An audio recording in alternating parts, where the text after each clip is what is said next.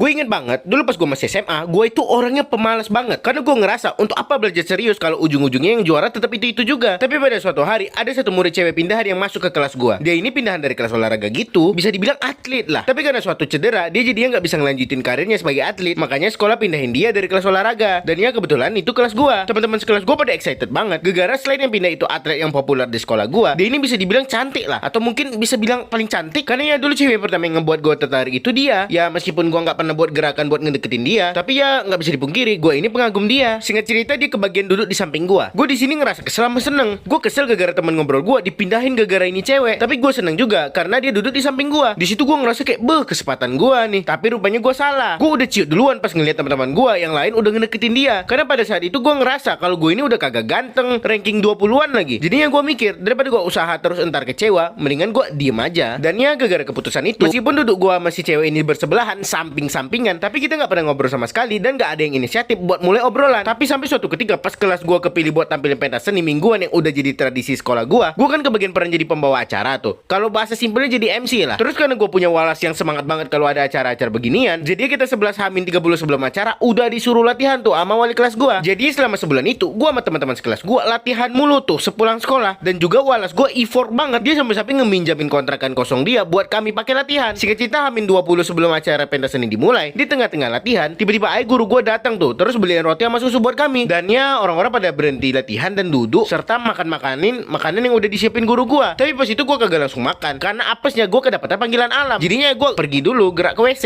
Selepas gue dari WC dan ngambil jatah gue bingung tuh mau duduk di mana karena semua slot tempat duduk udah pada didudukin. Jadi ya daripada gue sempit-sempitan di dalam, gue mutusin tuh buat jalan keluar. Sesampai gue di teras, gue ngeliat nih kalau si cewek itu lagi duduk sendirian sambil ngemakan jatah dia. Karena gue bingung mau duduk di mana, jadi gue duduk aja tuh di samping dia. Yang pasti gue jaga jarak, takutnya kalau ada yang ngeliatin mereka malah mikir aneh-aneh. Dan ya gue makan roti sama minum susunya dengan anteng sambil ngeliatin matahari sore. Tapi pas gue lagi asik-asik nikmati makanan gue, tiba-tiba si cewek ini geser deket ke gue, deket banget malahan. Sampai-sampai paha gue sentuhan sama dia. Gue dalam hati udah dak-dikduk banget karena anjir deket banget, cok. Di tengah kecemasan gue, tiba-tiba si cewek ngomong, Ren, kamu jago juga ya public speakingnya. di situ gue bingung nih, ini orang kenapa tiba-tiba muji gue ada. Jadi karena gue bingung mau jawab gimana, jadi gue ngomong gini, makasih ya. Kelar gue ngomong gitu, dianya malah ngejawab, Makasih doang nih. Di situ gue langsung panik. Lah gue harus jawab apaan anjir? Jadinya gue mikir semaksimal mungkin dan akhirnya gue jawab gini, "Bro, kamu jago banget loh narinya." Padahal aku ngira atlet itu tulangnya kaku-kaku. Belum juga gue kelar ngomong, tiba-tiba si cewek ini naruh jarinya di bibir gue dan dia ngomong, Atlet itu rata-rata tulangnya elastis. Dan juga aku bukan atlet, aku mantan atlet. di situ gue ngerasa dada gue sesak banget, nggak tahu kenapa. Gue nggak paham apa yang lagi gue rasain, tapi gue ngerasa kayak susah napas gitu. Untungnya sebelum hal buruk terjadi, guru gue ngepergok gue sama si cewek dan nyuruh kita buat masuk ke dalam. Singkat cerita, gara-gara kejadian itu, gue sama si cewek jadi sering banget tuh ngobrol di sekolah. Dan ya gara-gara kejadian itu, orang-orang banyak yang ngira tuh kalau gue sama si cewek ini pacaran. Padahal mah boro-boro itu cewek mau pacaran sama gue, cowok yang banyak minusnya kayak gue gini. Singkat cerita, pas di hari pentas seninya, awalnya acaranya mulus-mulus aja tuh. Sampai temen gue yang jadi MC juga tiba-tiba asmanya kambuh dan dia nggak bisa lanjutin ngebawa acaranya lagi. Di situ guru sama teman-teman gue panik karena mereka nggak yakin kalau gue bisa ngegendong acaranya sendirian doang. Di situ gue percaya banget sama hasil latihan gue. Jadi gue ngomong gini, tenang aja bu, Rena bisa. Belum juga gue kelar ngomong, tiba-tiba si cewek nyeletus, Biar aku aja bu yang nemenin si Rena. belum juga guru gue ngejawab, si cewek ini udah narik gue balik ke stage dan ngelanjutin acaranya. Dan di luar dugaan gue sama si cewek ini rupanya chemistry-nya dapat banget, kayak seolah-olah kita udah latihan berbulan-bulan. Padahal faktanya gue sama dia ini pertama kali ngebawa acara bareng. Di situ yang awalnya gue udah kagum sama dia, jadi makin kagum. Karena ya selain atletis, rupanya dia juga jago public speaking. Singkat cerita, acaranya berakhir mulus, semulus-mulusnya. Tapi apa sih yang awalnya ngira gue pacaran sama si cewek itu cuma teman sekelas gue doang, sekarang satu sekolahan sama guru-guru juga saling nge-shipin gue sama si cewek. Di situ gue minder parah. Kan ya gue siapa anjing, cowok seampas gue ini disandingin sama cewek 10/10 kayak dia. Jadinya sejak hari itu gue mulai tuh improve diri gue. Gue yang awalnya malas belajar, gue mulai tuh serius belajar. Dan ya alhasil pas terima rapor, gue yang awalnya ranking 26 tiba-tiba meranjak ke 5 besar. Itu bener-bener pencapaian gue banget. Jadi gara-gara hal itu, gue jadi makin percaya diri. Gue mulai tuh kan ngedeketin si cewek ugal-ugalan. Tapi kayaknya itu keputusan yang amat salah, karena semakin gue ngedeketin si cewek, dia kayak ngejauh gitu. Dan ya setelah beberapa bulan gue ugal-ugalan, akhirnya gue mutusin buat berhenti deketin dia. Gue berhenti ngobrol sama dia dan juga berhenti merhatiin dia. Meskipun dia beberapa kali lewat di pikiran gue, tapi gue selalu buang tuh dia jauh-jauh dari ingatan gue. Sampai pada suatu hari tiba-tiba ada orang yang gak dikenal nge-DM gue dan dia bilang, "Oi, kok apain si Anu?" Si Anu itu si cewek ya by the way. Di situ gue bingung, ini orang siapa anjir? Jadinya gue jawab, "Siapa ya?" Terus tuh orang ngebales, "Aku sahabatnya si Anu. Dia cerita kalau kau nge-PHP-in dia. Kalau kau nggak suka sama dia, nggak usah lah kau main-mainin hati dia." Di situ gue bingung kan,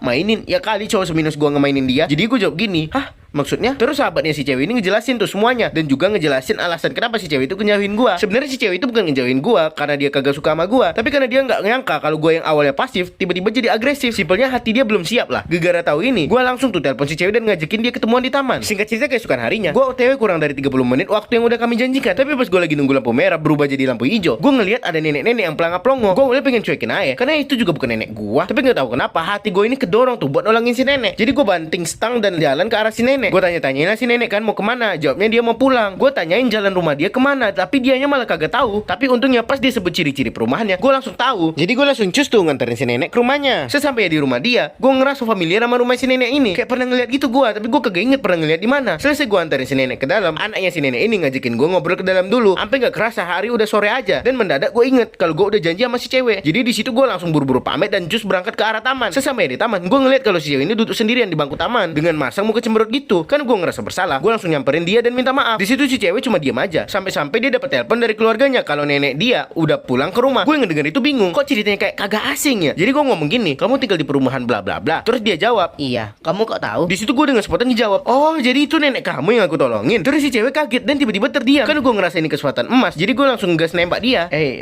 Sebenarnya aku manggil kamu hari ini untuk ngungkapin perasaan aku, tapi akunya malah telat. Ya kamu tahu kan aku bakal bilang apa. Terus si cewek ngejawab, Iya Ren, aku terima kok.